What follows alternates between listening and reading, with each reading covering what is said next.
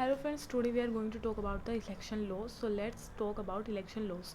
Article 81 और 170 जो है कॉन्स्टिट्यूशन का, वो हाईएस्ट परमिसिबल काउंट रखता है सीट्स की पार्लियामेंट और स्टेट लेजिस्लेटिव असेंबलीज में, कि कितनी स्टेट लेजिस्लेटिव असेंबली में सीट होगी और कितनी पार्लियामेंट में होगी।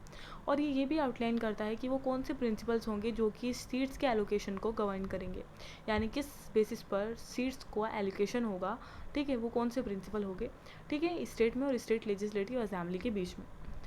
लेकिन जो टास्क है, मतलब प्रिसाइज एलोकेशन का, वैसे तो ऐसे रफली बता दिया गया है, लेकिन जो प्रिसाइज एलोकेशन का जो टास्क है वो लॉ को सौंप दिया गया है, डेलीगेटेड टू द लॉ, मतलब पार्लियामेंट जो लॉ बनाएगी उसके अकॉर्डिंग चलेगा, ठीक है, टाइम पॉपुलेशन के अकॉर्डिंग। अब भाई आर्टिकल 171 ये कहता है कि ये नंबर ऑफ सीट्स पर लिमिट रखता है स्टेट लेजिस्लेटिव काउंसिल में, मैक्सिमम भी और मिनिमम भी, ठीक है। आर्टिकल 171 मतलब कि जो काउंट, ये सीट्स का जो सिस्टम है कॉन्स्टिट्यूशन में ऑलरेडी दे रखा है। ये भी आउटलाइन करता है कि कौन कौन से मेथड है वो जिसके द्वारा ये सीट्स जो हैं वो ऑक्यूपाई की जाएंगी, ठीक है, स्टेट लेजिस्लेटिव काउंसिल में। भाई आर्टिकल 170 क्या करता है, हाईएस्ट परमिसिबल काउंट रखता है सीट्स का पार्लियामेंट और लेजिस्लेटिव असेंबली में, वो कौन से प्रिंसिपल्स होंगे जो कि इनको गवर्न करेंगे इनके एलोकेशन में, और ऑल्सो कि इसका ज़्यादा काम है प्रिसाइज एलोकेशन का, वो लॉ को सौंप दिया गया है। आर्टिकल 171 जो है सीट्स पर लिमिट रखता है, ठीक है, स्टेट लेजिस्लेटिव काउंसिल की, मैक्सिमम भी और मिनिमम भी। और ये बहुत सारे मेथड्स भी बताता है कि जिनके द्वारा इन सीट को फिल किया जाएगा, और स्पेसिफिक एलोकेशन जो है वो क्या है, वो लेजिस्लेशन को सौंप दिया जाता है इसके उसमें भी, ठीक है। Through each method, seats through each method is interested to legislation. अब फिर आता है, जब ये बात कही गई थी दोनों आर्टिकल्स में कि लेजिस्लेशन को सौंप दिया जा रहा है, तो फिर आता है आरपी एक्ट 1950 का। आरपी एक्ट 1950 के अकॉर्डिंग जो सीट एलोकेशन रेगुलेट करने के लिए था, ठीक है, दोनों के दोनों स्टेट लेजिस्लेटिव असेंबलीज में भी, काउंसिल्स में भी, और हाउस ऑफ पीपल में भी, ठीक है, house of the people, state legislative assemblies and council, not about the house of क्या कहते हैं उसको, जो अपर हाउस है यानी हमारी राज्यसभा, उसके बारे में नहीं। एक्ट जो है वो ग्रांट करता है प्रेसिडेंट को अथॉरिटी कि आप इलेक्शन कमीशन के कंसल्टेशन में आकर कॉन्स्टिट्यूएंसीज को डिलिमिट कर सकते हो for election to this seats, ठीक है।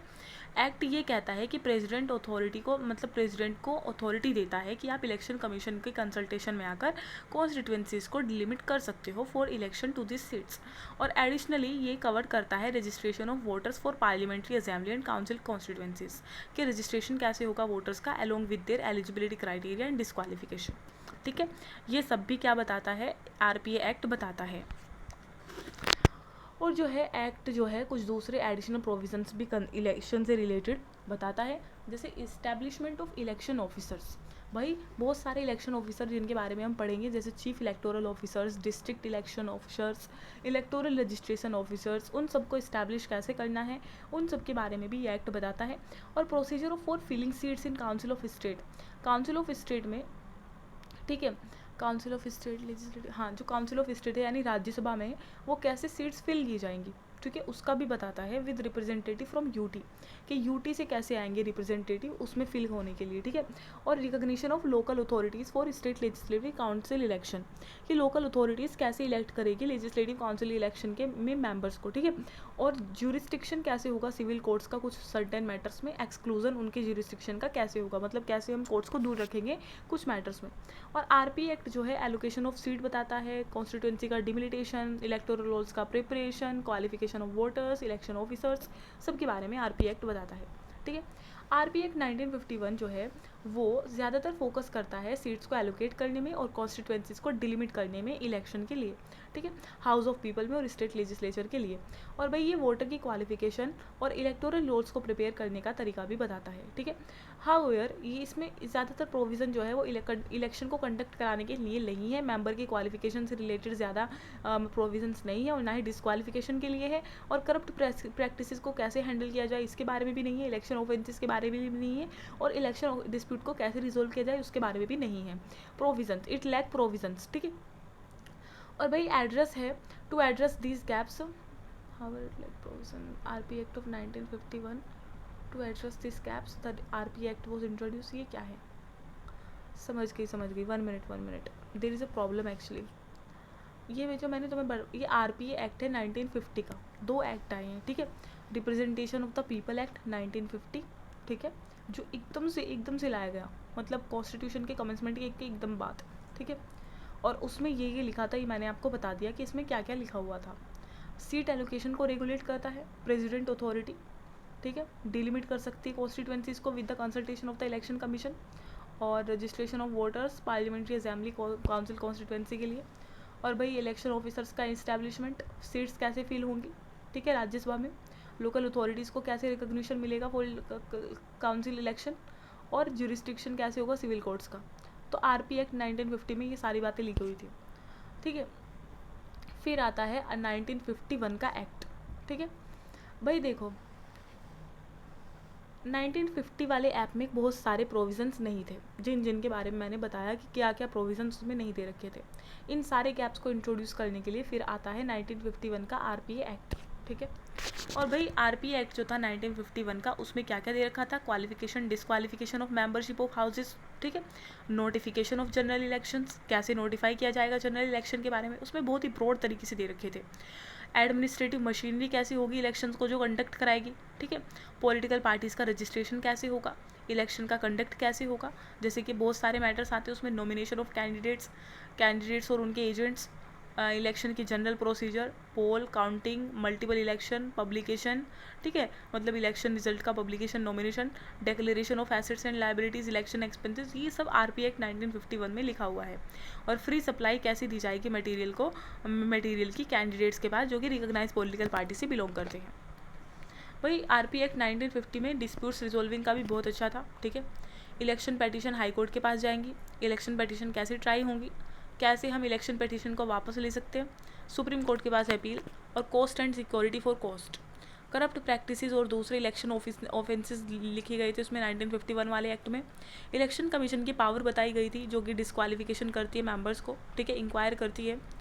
और भाई बाई इलेक्शन और टाइम लिमिट वैकेंसीज को फिल करने के लिए वो भी था। और मिसलेनियस प्रोविजंस जो कि इलेक्शन से रिलेटेड है, और ज्यूरिस्डिक्शन कैसे सिविल कोर्ट का बाहर रखा जाएगा, ठीक है। डिलिमिटेशन एक्ट जो था 2002 का, आइए वो देखते हैं वो क्या कहता है।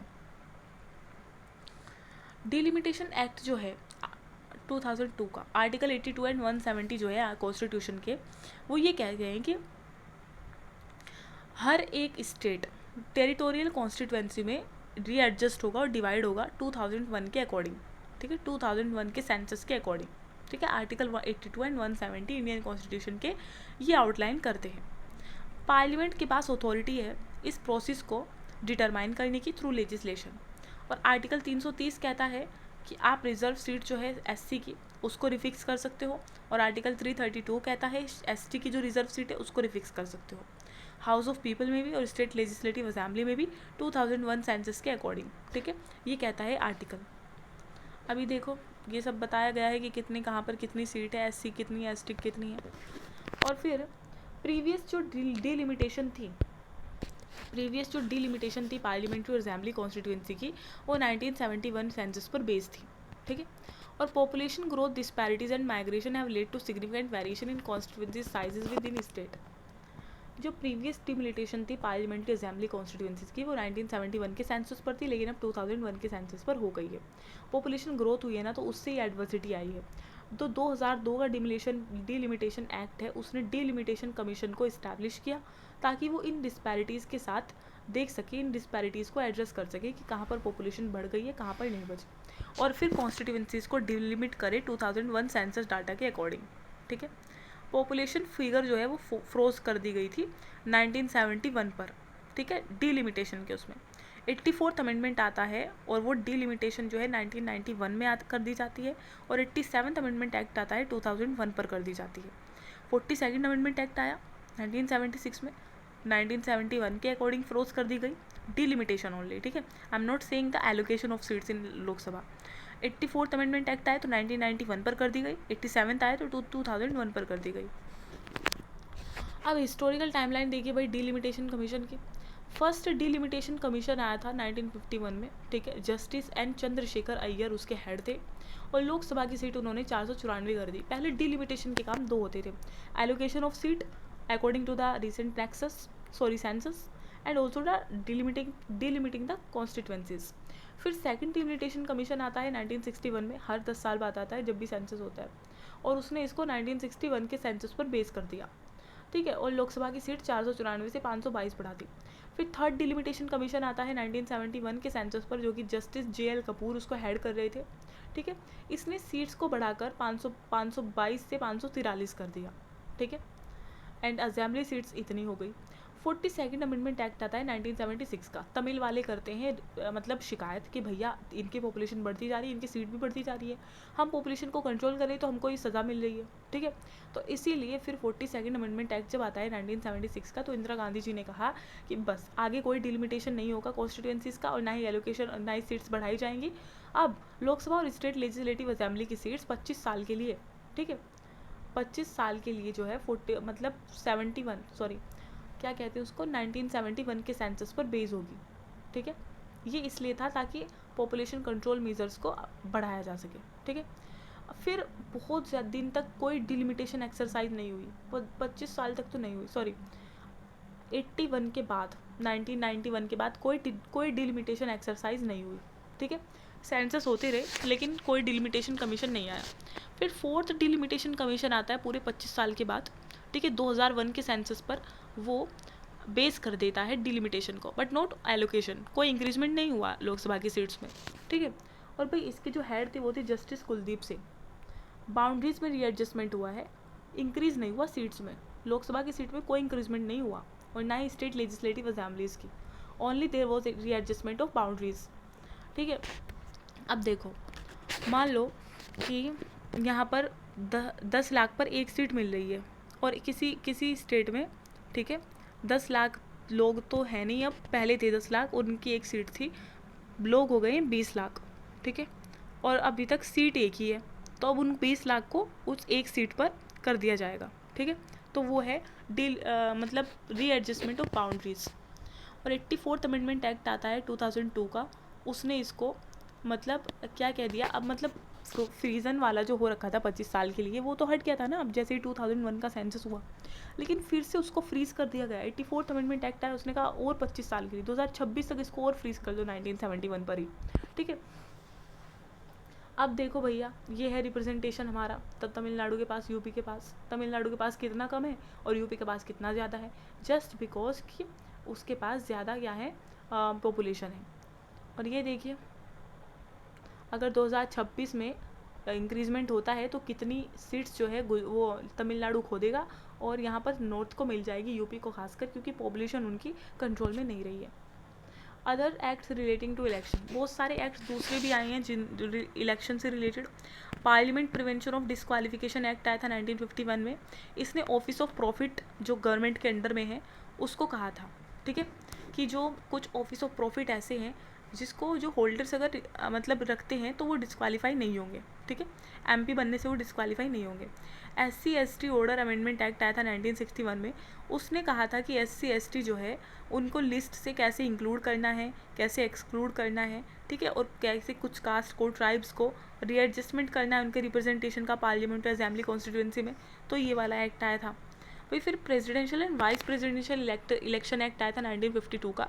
उन्होंने कहा था कि कुछ मैटर्स हैं जो कि कनेक्टेड हैं election office of president vice president of India से रिलेटेड, उससे रिलेटेड उन्होंने बात कही थी, ठीक है। और भी एक्ट आ रखे हैं, government of UT act 1963, government of national capital territory of act 1991। अब बहुत सारे रूल्स भी आ रखे हैं, सारे रूल्स हैं, मैं एक एक करके बताती हूँ। रजिस्ट्रेशन ऑफ इलेक्टर रूल 1960, इसमें प्रिपरेशन और पब्लिकेशन की बात होती है इलेक्टोरल रोल्स के। कंडक्ट ऑफ इलेक्शन रूल 1961, ये फेयर एंड फ्री इलेक्शन को प्रमोट करता है पार्लियामेंट और स्टेट लेजिस्लेचर में। Prohibition of simultaneous membership rule, इसके बारे में हम जानते हैं।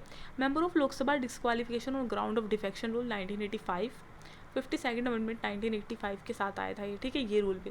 Member of Rajya Sabha disqualification on ground of defection rule 1985, presidential and vice presidential election rule 1974, MP declaration of assets and liability rule 2004, ये रिफॉर्म के साथ आए थे। Members of Rajya Sabha declaration of assets and liability 2004। अब कुछ ऑर्डर्स भी आ रखे हैं भाई, वो भी देख लेते हैं। Election symbol reservation allotment order 1968, ये specification reservation choice and allotment of symbol की बात करता है इलेक्शन में पार्लियामेंट और असेंबली कॉन्स्टिट्यूंसी में for the recognition of political parties in relation thereto. Registration of political parties furnishing of additional particular order, भाई इसमें जो है एडिशनल पर्टिकुलर को फर्निश करने की बात की जाती है एसोसिएशन के द्वारा और इंडिविजुअल सिटीजन के द्वारा, ठीक है। of India seeking registration as a political party with the Election Commission of India. And that was all. Thank you so much.